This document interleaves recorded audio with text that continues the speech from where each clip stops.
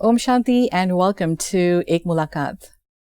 As you know, we bring a different guest to you each time on this show. These guests are personalities from different walks of life, and we try to learn from their life experiences and motivate ourselves. Our guest today is one such personality, Ms. Michiko Hayashi. She has been the personal assistant to Dr. Masaru Emoto for the past 10 years, and she has carried on his legacy. Dr. Emoto, as we all know, has carried on experiments on the crystallization of water, and is also the best-selling author of the book, The Messages in Water. So let's talk to Ms. Hayashi and find out how her journey has been, because to say the least, it's very intriguing. Om Shanti and welcome to the show, Ms. Hayashi. Thank you so much. We are very, very pleased to have you with us in our Godlywood studio today and here at Mount Abu, which is the headquarters of Brahma Kumaris, the world headquarters. Well, it's my great pleasure to be here, and I'm so honored to be invited here. It's such a beautiful place, and it's my first time to be here. Just atmosphere is just amazing. People are so kind, and I'm deeply touched. Thank you so much. We are extremely, extremely happy to hear that. And what really intrigued me was that you have been a personal assistant for 10 years to Dr. Masaru Emoto, who is known worldwide. He has been famous for his crystallization theory of water particles. Mm-hmm. And I would first like to start off by asking you, what was it that got you interested in this project, and how did you meet Dr. Emoto? Well, that was 2004 when I started working for Dr. Emoto. Okay. Before that, I was writing my own books. Okay. And also translating books from English into Japanese. Okay. And soon after I finished translating one book from English into Japanese, I decided to take 3 months off without doing anything. At that time, I wanted to read books on vibrational things.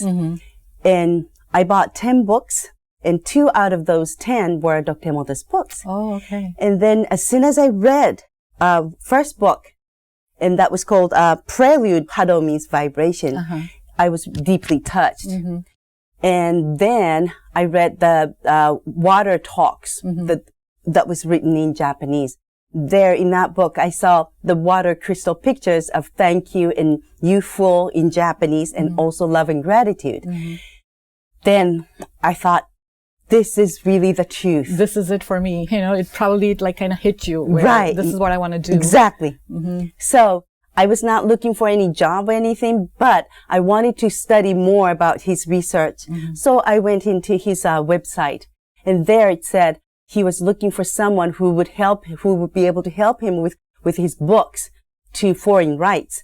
Then I thought, well, he needs me. Then I called him, and that's how I started working for him. Oh, that's a wonderful, wonderful journey. You said you were translating books. Yes. So what kind of books were you translating? I was translating, the very last book I translated was Starbucks book. Oh, that's from English into Japanese. So I was translating any kind of books, but mainly I was writing my own books for English people who were studying English, how to pass the test. Okay, that's very interesting. I couldn't help but notice that the pendant that you're wearing, is that a water crystal too? Exactly, yes. Could you talk about that a little bit? Because I was not aware that you can actually have like pendants and earrings probably. How did that idea develop? Many years ago, when Dr. Emoto was still alive, when he passed away in 2014, because we take so many beautiful crystals, and this is from the word, you are beautiful. Oh, okay. And this has its own energy, and many women wanted to have some kind of jewelry from this beautiful crystal. And that's how we ended up making jewelry from water crystals. Is the belief that, say, for example, this crystal represents you're beautiful. So do you think that kind of enhances the beauty of a woman? Or I believe so. Maybe it is like a psychological impact that she feels like, okay, I'm wearing a crystal that says I'm beautiful. I think everything is vibration. And this, your beautiful crystal has its own vibration of your beautiful. So so it has its own vibrational energy. Exactly. Okay, so say for example, if there were another crystal that were, say, love, so that would have a different frequency of vibration? Exactly. Oh, how interesting. So whenever you feel like wearing something that you would want for that day, then wear that crystal or use that crystal, then you would receive that energy from that crystal, and that affects or it comes into your body, or changes your field or energy around you. The energy aura around you. Exactly. How wonderful. So does it necessarily have to be worn on you, or could you just carry it in your purse? You can also carry it on your purse. We have stickers and some other coasters. That's very interesting. Could you take us back a little bit into where, Dr. Emoto first came up with this idea? Because I remember reading that he took pictures of water all around the world. Yes. And he had like a dark field microscope. And he took about 90 pictures at a time, and selected the best. So exactly. Someone who has worked so closely with him for all these years, could you tell us a little bit about what it was like to work with him, and how did this organization start? Well, Dr. Emoto before he started to study this research on water, he was a doctor of alternative medicine. Oh, nice. So he had been treating more than 10,000 people with water using the Hado vibrational machine. And at that time, he knew that everything had its own vibration, different frequency. Or for example, our organs also, each part of the organ has its own frequency. So he wanted to prove people that water can show or carries the information, and it can heal people also. And so one day when he was trying to think how he can do that, then he came up with this book of snowflakes. Then he thought, this is it. If snow makes flakes, water should be able to make crystals also. So that's how he started to take the water crystals. Now, at the beginning, he could not obtain any crystals, but he was so intuitive, so he kept asking his assistant to keep on doing that, encouraged him for 3 months. Finally, almost after 3 months, he obtained the very first crystal. Oh, how nice. And from that time, he was so pleased and happy that he was able to show people in a visual way that what kind of vibration each single thing has. And so he started to take water crystals from different tap waters from around the world, and learned that tap waters were not very good, or quality was not good, because tap water could not form crystals.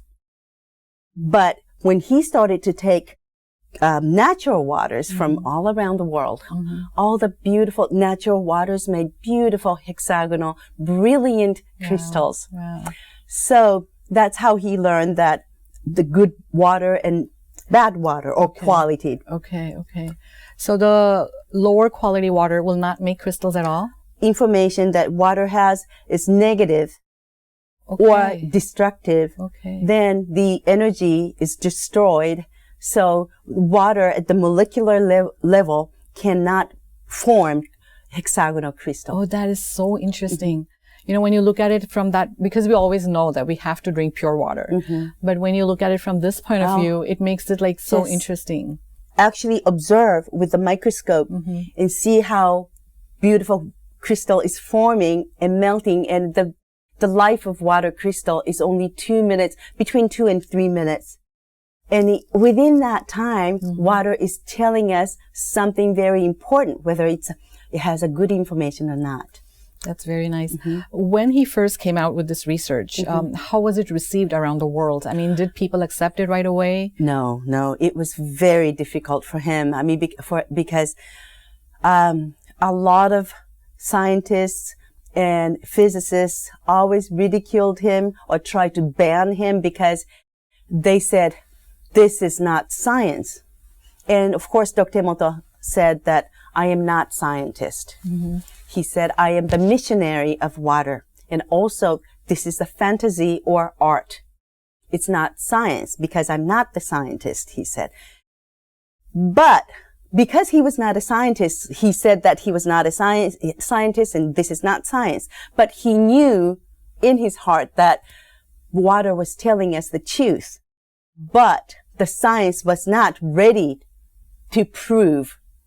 So it was for a long, long time. It was so difficult for him until 7-8 years from now. It took that long for him to prove it to the people that... So many people accepted it so nicely and welcomed this research, and they appreciated it also. A lot of scientists came up and they appreciated his work. Physicists also, medical doctors, people from all around the world appreciated him, except some scientists and some physicists. Right. But now, this past several years, finally, scientists and physicists started to prove that water does have memory and carries information, and that Dr. Emoto's work, by having these water crystals, are really science. When was this organization first started by Dr. Emoto? What year? He started his own corporation in 1984. Okay. So it's been a long time. It's been a while. Yes, but he first started to announce this Emoto Peace Project to spread this message of love and gratitude, and that water has memory and it's deeply connected with our consciousness, and the words affect our body and environment. He announced it at the United Nations in 2005. Okay. And that was the beginning of this project. Okay. And it was, at the beginning, it was his own project. In 2011, when we had the Fukushima disaster, he decided to register as a nonprofit organization to help people in Fukushima also, and to widely spread this message of water all around the world, to change the energy and raise the consciousness. Yeah. I know it's interesting because it was about, I want to say 10-15 years ago when I first heard about this. And needless to say, I was very intrigued because if you look at it, like our body is like 70% water. Exactly. And what really hit me was, well, first let's talk about thoughts. What I remember reading from this research was that when Dr. Emoto spoke different words, I think he used music, still photos, typed letters, exactly, and all kinds of techniques, and he got different results. So what does that really imply? That implies that everything has its own vibration. Everything is vibrating, even though we cannot see it with our naked eyes. Everything, this table too, this chair too, and the music has its own. Each music has its own vibration. Okay. When the music has a beautiful information in it, for example, beautiful classical musics and other beautiful songs that we hear or listen, they form, if the water thinks it has a positive, beautiful vibration, it creates beautiful crystals. Whereas the music, if the music is destructive, or the message is really ugly, or the singer is singing with anger, then the water cannot really form the crystal. So water is trying to tell us whether whatever we are seeing, like for example, photos or news, anything whatever we're seeing, whatever we hear, any information around us, is whether they are good or bad, or positive or negative. Early on in their life, if we can give them this message that you have to be happy no matter what, just leave the worries and care to your spiritual God, and then... Right, because see, we say that we have, in 24 hours, we come up with about 50 to 70 thousands of thoughts Wow. in one day. Wow. Including like saying, wow, really? How? All these There you things. go. Yeah, these are thoughts too. And 80% from out of these 50,000 or 70,000 thoughts are either negative or nothing important. That's scary. Isn't that? Yeah. And if we know that our thoughts and our words and everything is affecting ourselves, we should be changing it.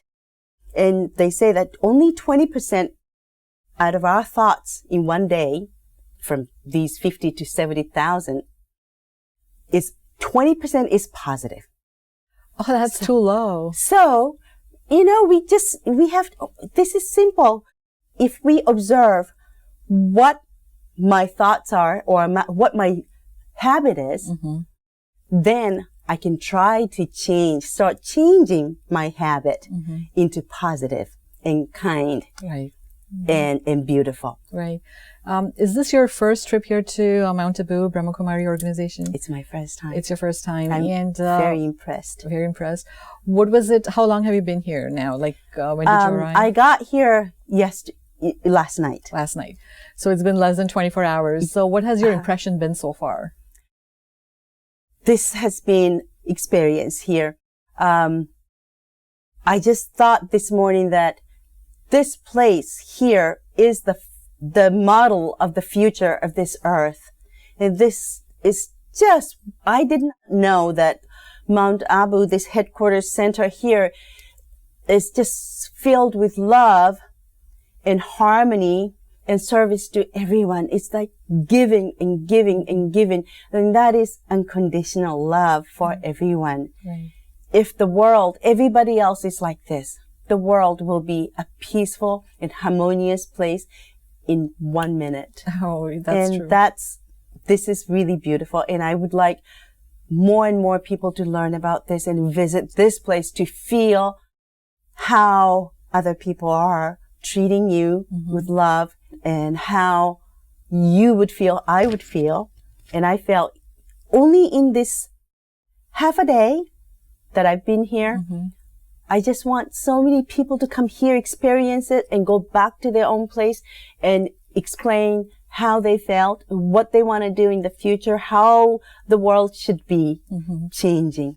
Yeah, that's very true what you said. Like, this is like a role model for the world, when you come here and, like you said, you experience the peace and the love mostly. What would you take back from here with you in terms of, I know the conference has just started and there is a lot more to come your way, which I'm sure you're gonna, enjoy a lot. But if there were like 3 words, that you would take back with you to describe, your, experience here.